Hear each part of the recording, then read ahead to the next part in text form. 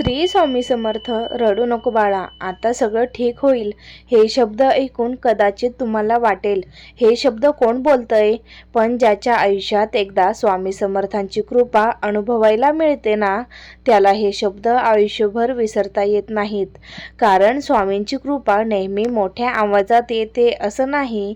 कधी ती एक अनोळखी माणसाच्या मदतीतून येते, कधी अचानक मिळालेल्या एका संधीमधून येते, तर कधी आपल्या मनाला अचानक मिळालेल्या धीरातून येते. ही गोष्ट आहे अशाच एका भक्ताची, ज्याच्या आयुष्यात एक अशी वेळ आली होती की त्याला वाटलं, आता माझ्यासाठी काहीच उरलेलं नाही.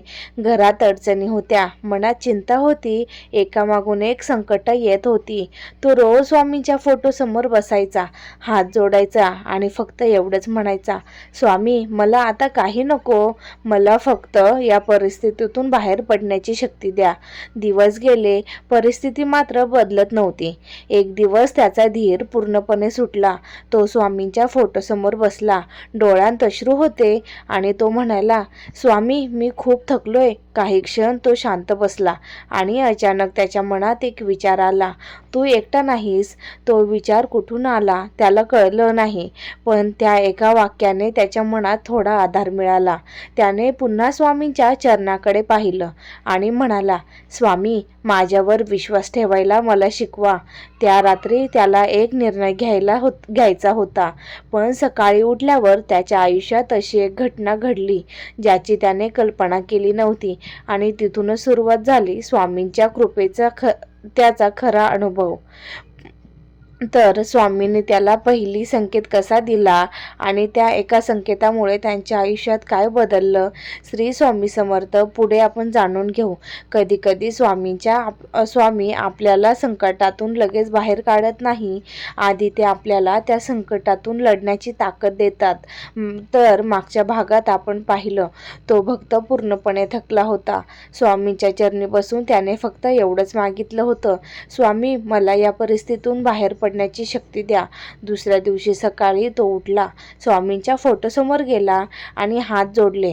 मनात अजून चिंता होती, पण त्या दिवशी त्याने एक गोष्ट ठरवली, आज काहीही झालं तरी मी हार मानणार नाही.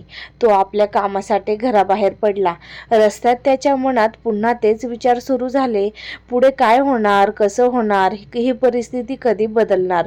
तेवढ्यात त्याला एक जुन्या ओळखीच्या व्यक्तीची अचानक भेट झाली. त्या व्यक्तीने त्याला पाहताच विचारलं, काय झालं, तू इतका काळजीत का दिसतोय? त्याने काहीही लपवलं नाही, त्याने आपली सगळी परिस्थिती सांगितली. समोरच्या व्यक्तीने काही क्षण शांतपणे ऐकलं आणि म्हणालं, तू एक काम कर, हे काम आज करून बघ. त्याने सांगितलेली गोष्ट अगदी साधी होती, पण ती भक्तासाठी ती एक संधी होती. तो घरी परतला, स्वामींच्या फोटोसमोर बसला आणि म्हणाला, स्वामी ही संधी तुमच्यामुळे मिळाली असेल तर मला योग्य मार्ग दाखवा. दुसऱ्या दिवशी त्याने ते काम सुरू केलं. पहिल्या दिवशी काहीच झालं नाही, दुसऱ्या दिवशीही नाही, तिसऱ्या दिवशी त्याच्या मनात पुन्हा निराशा आली. तो स्वामींच्या फोटोसमोर बसला आणि डोळ्यात पाणी आलं. तो म्हणाला, स्वामी माझी परीक्षा किती दिवस घेणार? आणि त्या क्षणी त्याला एक गोष्ट जाणवली, परिस्थिती अजून बदलली नव्हती, पण त्याचं मन बदलायला सुरुवात झाली होती. कालपर्यंत जो माणूस प्रत्येक संकटापुढे घाबरत होता, तो आता म्हणत होता, स्वामी माझ्यासोबत, मी प्रयत्न करत राहणार. आणि काही दिवसांनी त्याच्या आयुष्यात अशी बातमी आली जिची तो अनेक दिवसापासून वाट पाहत होता. पण ही बातमी नेमकं काय होती आणि त्यानंतर स्वामींच्या फोटोसमोर त्याला काय दिसलं हे जाणून घेण्यासाठी व्हिडिओ शेवटपर्यंत बघा. ज्यावेळी तुझ्या हातात काहीच उरत नाही ना बाळा, त्यावेळी स्वामींच्या हातात तुझ्यासाठी काही ना काही नक्की असतं. तर आपण पुढे जाणून घेऊया. काही दिवसांनी त्याला एक फोन आला. समोरच्या व्यक्तीने सांगितलं, तुमचं काम मंजूर झालं आहे. क्षणभर त्याला स्वतःच्या कानावर विश्वास बसला नाही. ज्या गोष्टींसाठी तो कित्येक दिवस चिंतेत होता, ती गोष्ट अचानक मार्गी लागली होती. त्याने फोन ठेवला, थेट स्वामींच्या फोटोसमोर गेला, हात जोडले, डोळ्यात पाणी आलं. तो फक्त एवढंच म्हणाला, स्वामी मला माहीत होतं तुम्ही मला सोडणार नाही. पण त्याची परीक्षा अजून संपलेली नव्हती. त्या संध्याकाळी अचानक पुन्हा एक अडचण निर्माण झाली. ज्या कामाला सुरुवात झाली होती त्यात पुन्हा अडथळा आला. तो काही क्षण शांत राहिला. पूर्वी असता तर कदाचित तो घाबरला असता, पण यावेळी त्याने स्वामींच्या फोटोसमोर शांतपणे बसून म्हटलं, स्वामी, मला मार्ग दिसत नाही, पण तुम्हाला मार्ग दिसतोय एवढा विश्वास आहे. त्या रात्री त्याने पहिल्यांदा मन शांत करून झोपण्याचा प्रयत्न केला. सकाळी उठल्यावर त्याने स्वामींच्या फोटोसमोर दिवा लावला आणि मनात एकच विचार आला, प्रयत्न माझे असले तरी आधार स्वामींचा असेल.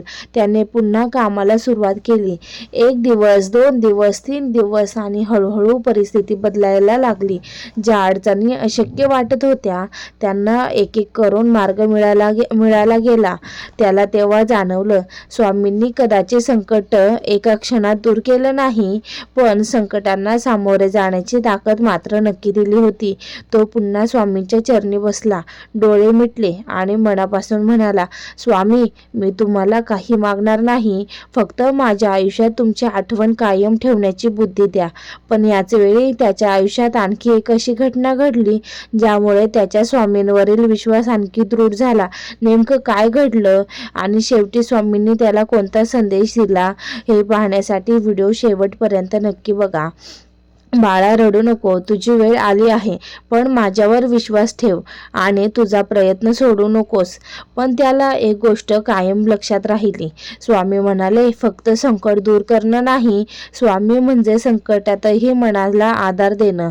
काही दिवसांनी त्याचं मन काम पूर्ण झालं. ज्या समस्येमुळे तो रात्री झोपू शकत नव्हता, ज्या विचारांनी त्याच्या मनाला सतत त्रास होत होता, त्या सगळ्या गोष्टी आता मागे पडल्या होत्या. त्या दिवशी तो पुन्हा स्वामींच्या फोटोसमोर बसला, हात जोडले, डोळ्यात अश्रू होते. पण यावेळी तो अश्रू दुःखाचे नव्हते. तो म्हणाला, स्वामी, मी आता तुम्हाला संकटात शोधत होतो, पण आज समजलं तुम्ही माझ्यासोबत प्रत्येक क्षणी होता. त्याला जाणवलं, आपण कितीही मोठ्या अडचणीत असलो तरी आशा सोडायची नाही, कारण कधीकधी उत्तर लगेच मिळत नाही, पण त्याचा अर्थ स्वामींनी आपलं ऐकलं नाही असा नसतो. कदाचित योग्य वेळ येण्याची वाट पाहावी लागते. म्हणून जर आज तुम्हीही एखाद्या अडचणीत असाल, मनापासून थकले असाल, कुणाला सांगता येत नसेल की मनात किती चिंता आहे, तर एक क्षण शांत बसा, डोळे मिटा आणि मनापासून म्हणा, श्री स्वामी समर्थ, तुमच्या समस्या एका क्षणात नाहीशा होतील. असं वचन कोणी देऊ शकत नाही, पण विश्वास, धीर, योग्य प्रयत्न सोडू नका, कारण अंधार कितीही मोठा असला पहाटेनं थांबत नाही. आणि शेवटी त्या भक्ताने स्वामींच्या चरणी फक्त एकच प्रार्थना केली, स्वामी, माझ्या आयुष्यात सुख आलं तरी मी तुम्हाला विसरू नये आणि दुःख आलं तरी तुमच्यावरचा विश्वास सोडू नये. हीच खरी भक्ती, हीच खरी श्रद्धा आणि कदाचित स्वामींच्या भक्ताला मिळणारी सर्वात मोठी शक्ती. रडू नको बाळा, धीर धर, प्रयत्न करत राहा, स्वामींचं नाव घेत राहा. श्री स्वामी समर्थ.